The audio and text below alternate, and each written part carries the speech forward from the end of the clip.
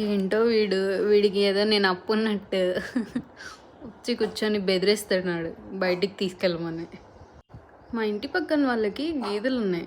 రోజు ఈ టైంకి అక్కడికే వెళ్తాడనమాట. అక్కడికి వెళ్ళి పాలు తాగేసి వస్తాడేమో అనుకున్నాను నేను.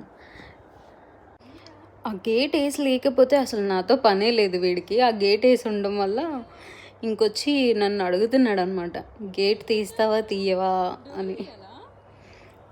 సరేలే అని చెప్పేసి తీసుకొని వెళ్తుంటే అటు వెళ్తాడు అనుకున్నా, పాలు తాగేసి వస్తాడని.